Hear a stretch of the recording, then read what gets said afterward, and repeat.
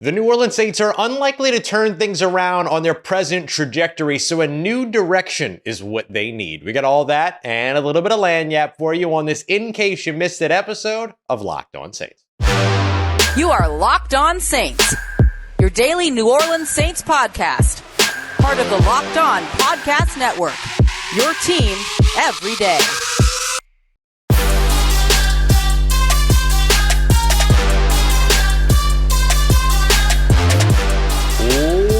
What is good, Who Dat Nation and Who Dat family? Welcome into this In Case You Missed It episode of Locked On Saints, your daily podcast covering your favorite team, the New Orleans Saints, part of Locked On Podcast Network, your team every day. Thank you for making Locked On Saints your first listen of the day every day. Big shout out to all you everydayers out there. Don't forget, you can subscribe and follow for free on YouTube or wherever you get your podcasts so you never miss the latest episodes.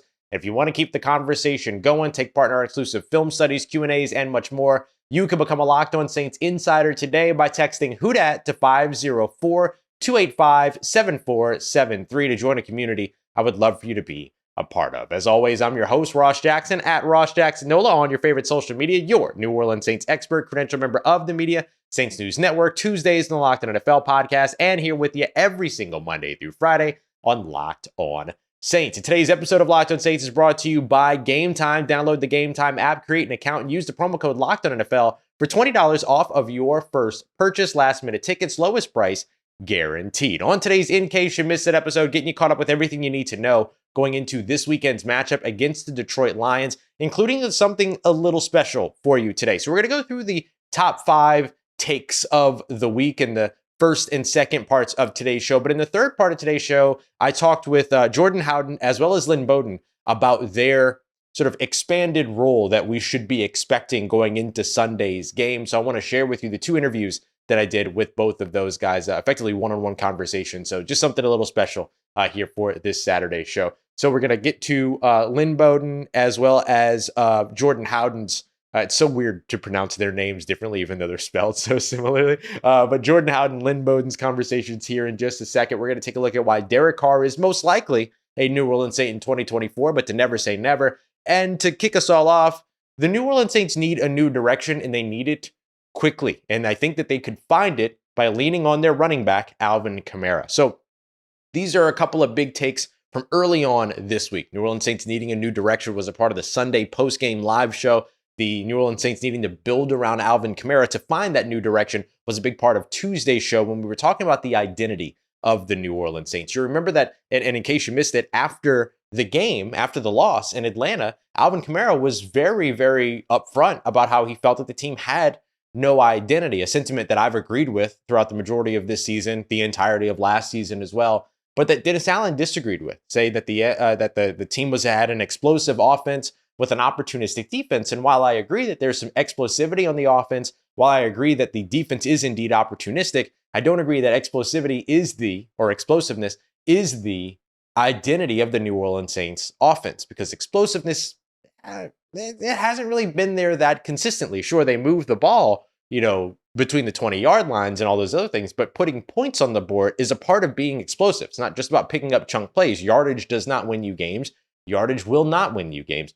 Points do, and points always will. So if you're not explosive on the scoreboard, you're not really explosive, are you? So that, to me, is a big reason why I think that this New Orleans Saints team needs to take a new direction. It needs to take a look at itself a little bit more honestly in the mirror. What are we? What can we do? And then build something out of that. And I don't think that what you build out of what the New Orleans Saints are so far is explosiveness. I think instead what you build is a team that is talented and a team that has the weapons to be able to beat you in a little bit more of a game manager type of performance, or a little bit more of a death by paper cuts kind of approach. Something similar to what we saw with Drew Brees. Drew Brees was by no means a game manager and game manager only, but the offense that they ran was one that was very meticulous, that was very detailed. We see a lot of lack of attention to detail is a lot of the conversation around the New Orleans Saints right now, even from themselves.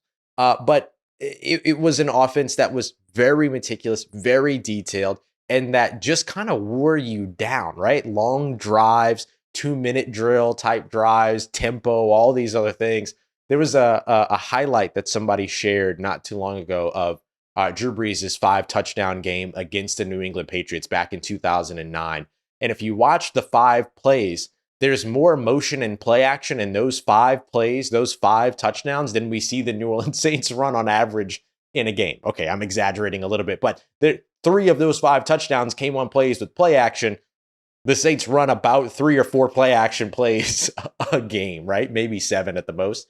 And so I do think that there is something about looking at what this offense can do, especially with Alvin Kamara in the passing game, in the short area, taking advantage of the intermediate areas of the field. The Saints don't attack there, and when they do, they're very unsuccessful in those areas. So finding ways to change the things that you've been trying to do instead of relying on either 20-yard deep balls or checkdowns at the line of scrimmage. That's kind of what the New Orleans Saints passing game is all about.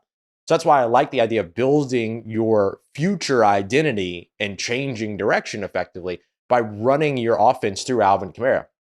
And to an extent, running your offense through Taysom Hill when it comes to the red zone. Just turn to Taysom Hill in the red zone, you know that it works.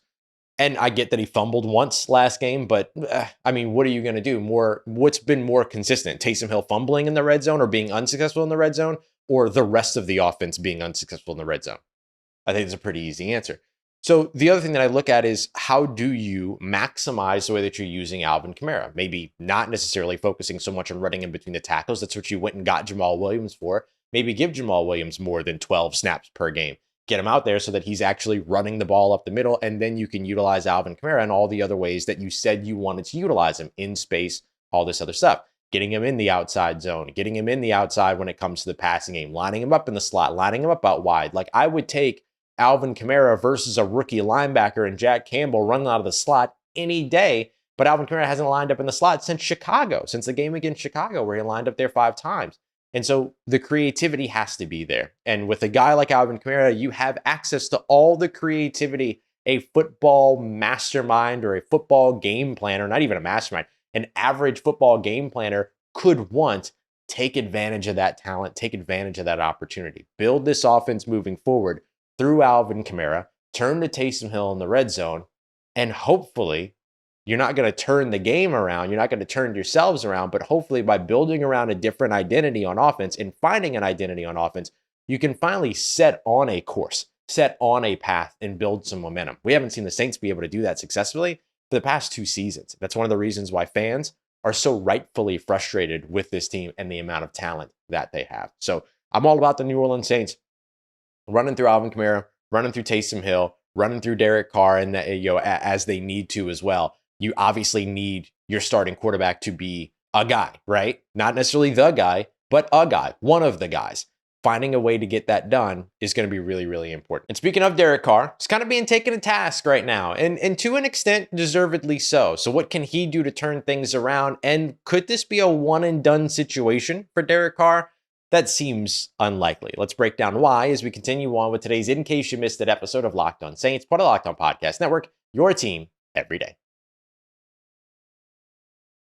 Today's episode of Locked On Saints is brought to you by our friends at FanDuel. FanDuel is America's #1 sportsbook and the official sports betting partner here on the Locked On Podcast Network. You're looking for spreads for college football games, for NFL games, for NBA matchups. You're looking for player props like most threes drained in a game, or number of threes drained in a game, all that. You can find every bit of it and much, much more over at FanDuel today, including whether or not you think the New Orleans Saints can get an upset win against the Detroit Lions this very weekend. But maybe you want to focus on a big-time favorite if you're a first-time user of FanDuel, because right now, first-time customers will get $150 in bonus bets if their $5 money line bet wins. $150 in bonus bets if your team wins. You can pick a heavy favorite, and you're in for 30-1 odds no matter what happens. And then those bonus bets you can use on more of those spreads, more of those props, more of everything else that FanDuel has to offer. So go and check them out today. FanDuel.com/lockedon to get started. FanDuel, official partner of the NFL.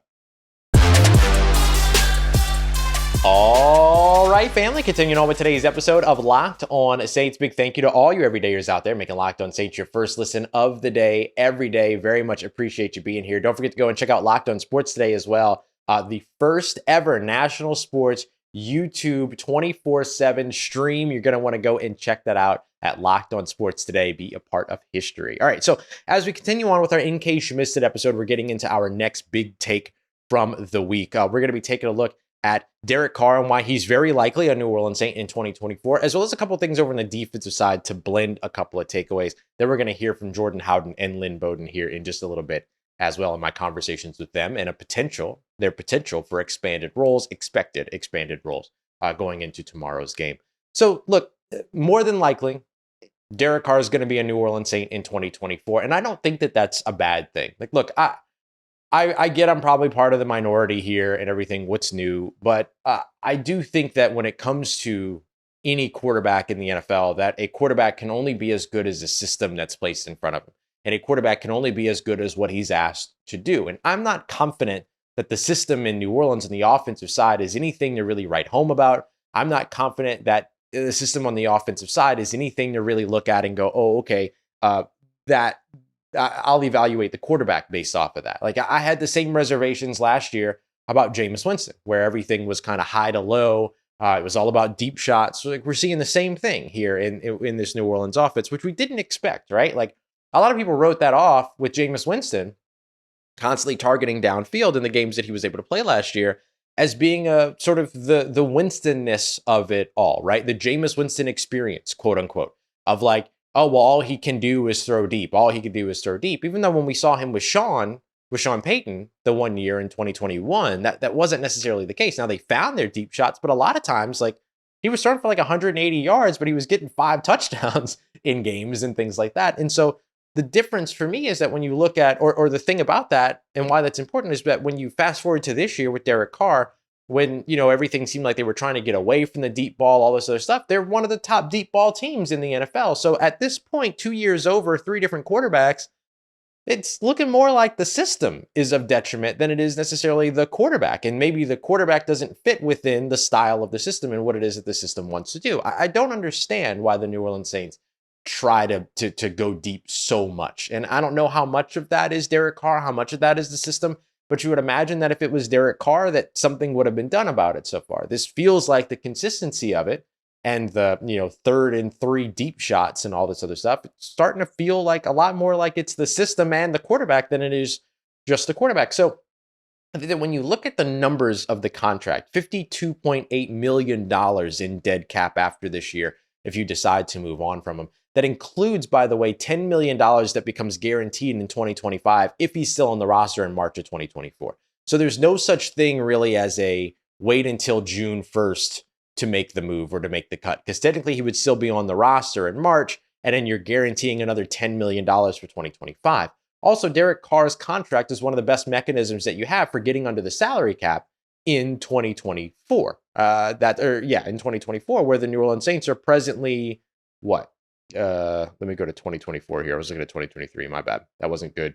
That wasn't good planning on my part. Where the New Orleans Saints are presently $87 million over the salary cap, according to Over the Cap. So I don't think that Derek Carr is going anywhere from 2023 to 2024. Maybe 2024 to 2025, but once you restructure his contract to help get below the salary cap, then like you're pushing money into 2025. And so then really your big potential out is 2025 to 2026. But you could certainly make the move at the 2024, 2025 offseason if you wanted to. But that's okay. Like, I don't think that that's necessarily a bad thing. I think if you take Derek Carr, who has been successful in this league, he's not going to be a top quarterback. He's not going to be a top 5 quarterback. He's not paid to be a top 5 quarterback. He's not even paid like a top 10 quarterback right now. I know a lot of people make a big deal out of his $150 million contract. That's like 12th in the NFL right now. And that's going to drop significantly once a bunch of guys that are still awaiting new deals get their new deals. So when I try to sort of forecast what things look like for Derek Carr going into 2024, I can't, because I don't believe that the Saints will have the same offensive coordinator going into 2024. And so because of that, you kind of wait to see like, okay, well, what's the new offensive coordinator going to do? What does that system look like with Derek Carr at the helm? How does it look more familiar? Who is that person? Is it John Gruden? Is it somebody else? Like, there's so many possibilities between now and then that I'm not going to sit here and say that moving on from Derek Carr over the course of the offseason is the quote unquote right choice, wrong choice, anything like that. it's just going to be interesting to see how it all plays out. But very likely, just looking at the numbers of it all, although the numbers are not impossible to overcome, but looking at the numbers of it all, it seems unlikely that Derek Carr is going anywhere between 2023 and 2024, and that he will be back in 2024. That changes if the Saints make a different choice at head coach, right? Then maybe things can change at that point. But even then, if you're the New Orleans Saints, I think you draft a quarterback this year and then you get ready for life after Derek Carr, because I don't know that Derek Carr is going to get a second contract here in New Orleans. I think that's the thing that you look at and go, okay, that's probably unlikely to happen at this time. We'll see what happens when maybe there's a new system in the building in 2024 and how that potentially impacts Derek Carr's future with the team. All right, I want to blend. That was from the Wednesday episode. I want to blend two things from the Thursday and Friday episodes here because they're relevant to this weekend's matchup against the Detroit Lions, and they're relevant to the defense. The first takeaway here is that turnovers are going to be the thing that's going to keep the New Orleans Saints in games over the course of the remainder of the season. The second thing is that the Saints absolutely need pressure this weekend against Jared Goff, and that Carl Granderson is the guy that's going to be the tone setter for that game. So let's start off with the takeaway situation, the turnover situation. The Saints 20 turnovers so far this year. They've done an excellent job taking the ball away, whether it's interceptions in coverage, whether it's, punch outs, fumbles forced, things like that. This is something that this defense has done very well this season. One of the things that the defense has done very, very well so far this season. Pass rush has left a lot to be desired. Run defense has been bad. Second level coverage hasn't been great, but the defensive backs coverage on that side and in getting after the ball have been exceptional so far this season. And it's a shame to waste that right now, the way that the Saints have. But there's a formula. If the Saints force turnovers and then the offense finds a way to score off of those turnovers, the Saints win games. 5-0 when they do that, 0-6 when they don't. That's simple. That's the key to winning a game if you're the New Orleans Saints. Force turnovers and then hope that the New Orleans Saints offense can find a way to score off of those turnovers, which they've not been very good at, if we're being honest. But when they do it, that's the formula for them winning games. Another way for them to generate some of those turnovers or generate some of those additional opportunities for the offense is to get pressure on the opposing offense. And that's going to be big this weekend. Jared Goff, I saw somebody mention him as like sneaky mobile. No, he's not. He's not mobile at all. And if Jared Goff runs for, a 3rd and 12 first down on the stop, just throw the white flag at that point. Like, there's no reason that should happen. Like, Jared Goff is not a mobile quarterback. And so the New Orleans Saints need to be able to get after him this week. And maybe the fact that he's not that mobile quarterback, maybe the fact that he's not an escapability guy will end up playing into what it is the New Orleans Saints need to be able to do when they do get pressure. But they also need to tick up in terms of how much pressure they get in the first place. And so I think that a guy like Carl Granderson ends up being very, very important in this matchup. Cam Jordan's questionable for this game. He's going to be somebody that is a last-second game time decision. They're going to go all the way down to the wire with him, as you should with Cam Jordan. But if he's not able to go, and even if he is able to go and he's playing hurt, this comes down to Carl Granderson. To me, this is his game. This is an arrival game for him on his new deal. 5.5 sacks in the season. He's been the most consistent pass rusher for the New Orleans Saints so far. He tends to finish more than anybody else at the quarterback, and he forces fumbles oftentimes, or enough for you to look forward to that when he gets there. So him, Isaiah Foskey is going to be ready to go this game. Tano Passanio is going to be into a much larger role this game. Even if Cam Jordan plays, I imagine with him being hurt, it'll be, he'll be on a little bit of a pitch count, all that. So this is a real opportunity for you to see your young guys, right? Go out there, your future at the defensive line and at the defensive end positions. Can they go out there and have a good game? And if they do, it's going to be because Carl Granderson sets that tone early and continues to set that tone or reiterate that tone often on the defensive side. Coming up next, Jordan Howden, Lynn Bowden, two guys that are in line for big step-ups or big, roles, boosts in their roles going into this matchup against the Detroit Lions. We're going to hear from both in my conversations with them as we continue on and wrap up today's episode of Locked On Saints, part of Locked On Podcast Network, your team every day. Today's episode of Locked On Saints brought to you by our friends at Gametime. Download the Gametime app today so you can get access to all of those events, tickets, everything that you're looking for right now, and even all the way down to the day of the event. Maybe you want to go to the Tulane game later on today. Gametime has you covered. It is the AAC Championship after all. I'll be there. Jake Madison will be there. Come through, grab the Gametime app and get yourself some tickets day of, because they're going to run deals all the way up into the day of the event. They also have fantastic deals already in terms of their pricing, all that good stuff, nice and affordable. And in fact, they have the game time guarantee. If you buy a ticket, but then on another ticketing service, you find a ticket in the same section and same row for less, Game Time will give you 110% of the difference. How awesome is that? That's how confident they are that you're getting the best deals over at Game Time. So take the guesswork out of buying tickets today with Game Time. Download the Game Time app, create an account, use the promo code LOCKEDONNFL for $20 off of your first purchase. Terms apply. Again, create an account and use the promo code LOCKEDONNFL for $20 off. Download Game Time today. Last minute tickets, lowest price guaranteed. Let's get it. Who Dat Nation, wrapping up today's episode of Locked On Saints with some one-on-one conversations with, one-on-one conversation with Jordan Howden, and then myself and my good buddy from Fox 8. We were also, we both spoke with Lynn Bowden. So Lynn Bowden. So you're going to hear two different voices in the Lynn interview. But for my conversation with Jordan, what I wanted to focus on was that, look, we kind of knew that Marcus May was going to be out this week. He is officially now ruled out. That more than likely means that Jordan Howden steps up into his role. Some folks have asked me, like, what has happened with Jordan Howden? Why has he disappeared and all that? He hasn't really disappeared. What it is that Marcus May's been healthy, right? So Marcus May, Tyrann Mathieu, those are your starting safeties. They're the guys that are going to be on the field. And then Howden would usually come on the field for dime packages after that. But the Saints haven't run many dime packages over the course of the past couple of weeks. And so Jordan Howden hasn't seen the field as much. That changes very likely this week with Marcus May out, as we expect Jordan Howden to be the guy that steps up into that role. Here's my conversation with Jordan about what he looks, if he gets that opportunity, what type of challenges do the Detroit Lions present, what he hopes to prove, and just how opportunistic that defense has been. Jordan, so if you get the opportunity to go out there and get another starting opportunity up against the Detroit Lions, what are you looking at as a challenge that the Detroit Lions bring this weekend?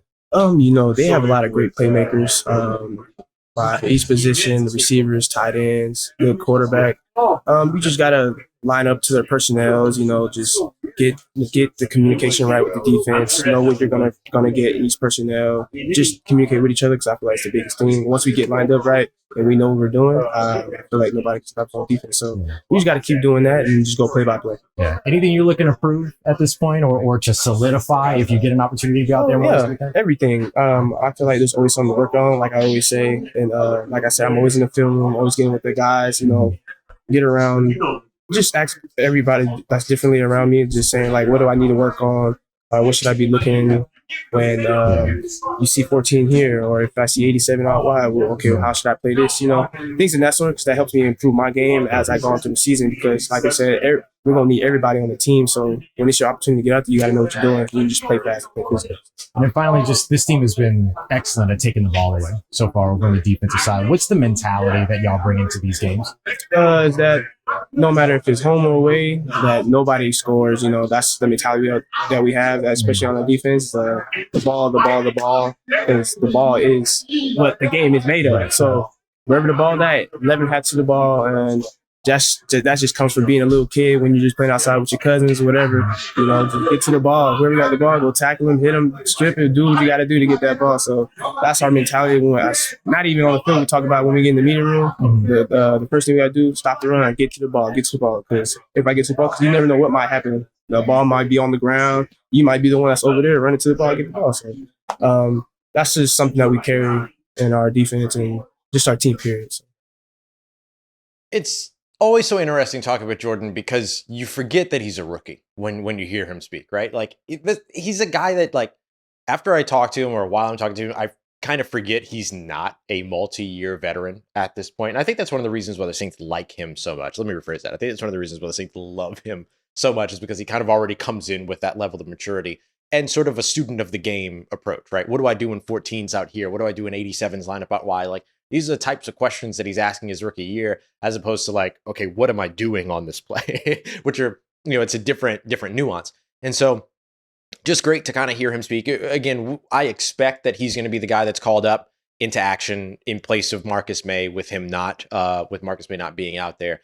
But clearly Jordan Howden has made good on his opportunities so far. And I think he's going to be one of those guys that, we did our rookie power rankings not too long ago during the bye week. and I had him as the second ranked rookie for the New Orleans Saints so far. I don't think I would change that ranking so far this year, but here's an opportunity for him to maybe take that top spot. And I think that he's one of those guys that is most assuredly in line for a second contract coming out of his rookie deal. Another guy that was pretty impressive when he was maybe asked to do a little bit more last week in Atlanta was Lynn Bowden. And we've watched his role kind of grow and grow and grow from being a blocker to being used in the sort of jet sweep game to catching passes, to all those other things. So I spoke with him as well because with Rashid Shaheed officially out, with Michael Thomas on injured reserve, Chris Olave is questionable going into this game, could potentially clear concussion protocol in time to play. Keith Kirkwood, A.T. Perry, and Lynn Bowden are going to be guys that are really asked to do a lot more. And Lynn Bowden being somebody that is, a returner that can run that jet sweep game, that can be a deep threat, that's a good guy, a good create with the ball in his hands type of guy. There's a lot of room for him to have an impact and everything. And so I just wanted to speak with him a little bit more about this opportunity that's there, the versatility of his game. And I also asked him a fun question at the end too. Would he rather a 60-yard deep ball for a touchdown or a 5-yard pass that he houses for a 60-yard touchdown? So we'll get to his answers here as we hear from Lynn. So Lynn, if you get an elevated opportunity here, I know there's injuries and attrition at wide receiver. What do you expect to be able to go out there and show this week? They haven't been able to show so far this year. I think, to be honest, just whatever's in plan. I think you got to just let it come to you. So I'm a good ball in hand person. Hopefully that's probably what they could do, or maybe that's what they might do. Not, I accepted my role a long time ago, and I'm gonna do whatever they need me to do. Just go from there for real. Gotcha. Now, it's you're not the tallest wide receiver, the biggest wide receiver, but they have relied on you so much in the blocking game. Where does that sort of talent come from for you? All hard, man. You gotta have the heart to do it. You know what I'm saying? It's a mindset. Like I tell the guys all the time, mindset, man. If you want to do it, you can get it done. Yeah. And it seemed that they were asking a little bit more of you outside of just pass catching, like they had you on the jet sweep game and all these other things. Like, how important is your versatility to your game and what you can bring? Being available is the best ability. So let's start there first. So you got to be available, and just being able to do different things. It helps the team out because I can't recall the guy who said it.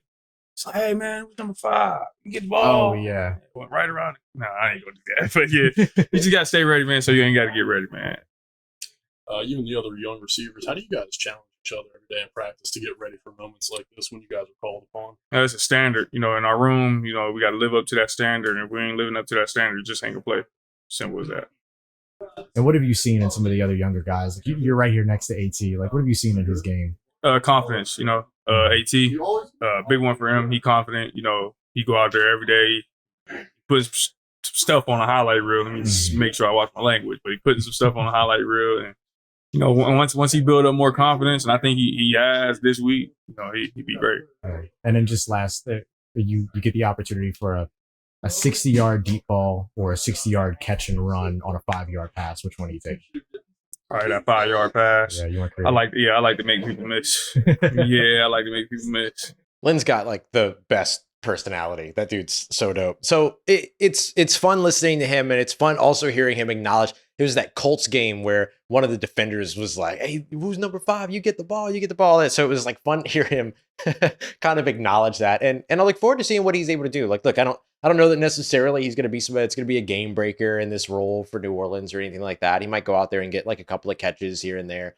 But I mean, regardless, like it's big that this wide receiver attrition has led to so many of these players having to step up. And Lynn's had a clear role in this offense. And I look forward to seeing if maybe that role can start to expand a little bit, because he is somebody that can create with the ball in his hands. We just haven't really gotten the opportunity to see it. So maybe that changes this week. And then one other big thing that comes from the wide receiver attrition, by the way, just to give you a little update on this, Dennis Allen said that there's a chance that Jimmy Graham is going to be active this week. He's been inactive for the past, 4 games now.